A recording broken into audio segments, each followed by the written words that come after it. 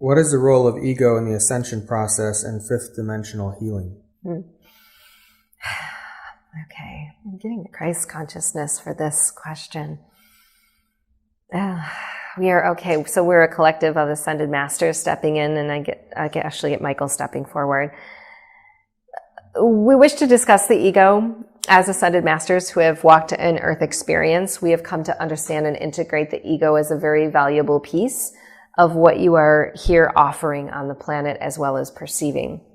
The ego in its original state has been taken away from you.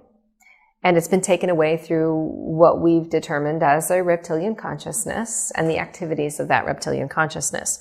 It has focused you in the singular, and it has caused you to look outside in judgment. The ego is not a tool more than it is an organism, an energetic organism. And it's meant for you to strengthen your identity through the perception of the outer world in response to the complementary energy of the self, not the discord. The discord is another piece. But the ego is meant to see itself through all things.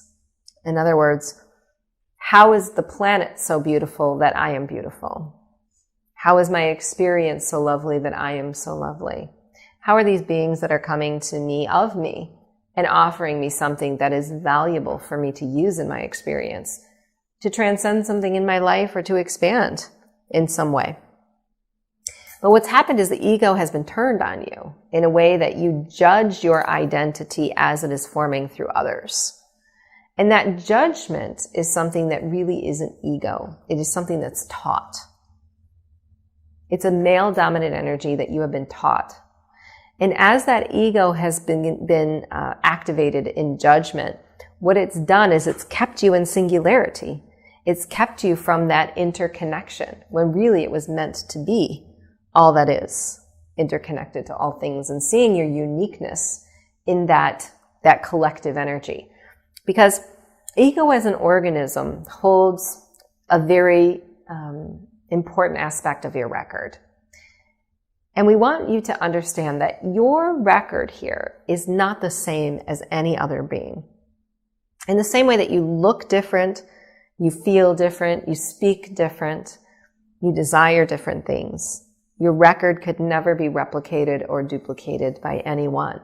Regardless of history that's coming up that we say is repeated, your collective record is the unique essence of what you bring to the earth. And the egoic structure came to support that. And that's why oftentimes it's misunderstood.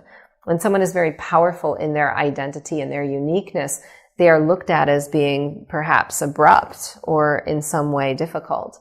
But at the same time, that strong acceptance of their uniqueness is the tool that it was meant to be, to connect that record to the outer world, to understand it had a valuable piece to serve here in this collective energy. So when you're working with the ego in spirituality, we say not to let go of the ego and believe that it's something that you must cut off or not exist with, but to use it to be able to see the value of your unique piece in this collective space.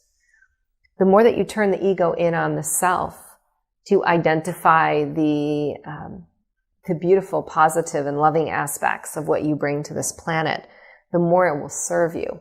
And it will less be in a state of judgment and more be in a state of connectedness, to see the collaborative agreements that you made and how you are meant to co-conspire with all things through your unique self. The best way to do this is to use a mirror analogy. When you are in a state of judging the self based on someone else, and let us say this is knowledge. There's someone outside of me that knows more than I do. Imagine that person being a mirror to who you are. Because there is no being that comes into your experience that is not the mirror to what you are becoming. So their knowledge and that wisdom that they hold isn't meant to show you you are less than, it is meant to show you you are equal. It is meant to show you that you are wise as well. And perhaps you're not wise in the same areas, that this individual is wise in. And that's the unique component that your ego really wants to explore. The degree to this person is wise in one area is the degree to which I am wise in my own area. And if you apply this mirror concept, it will help you to strengthen the ego to complement your creative process.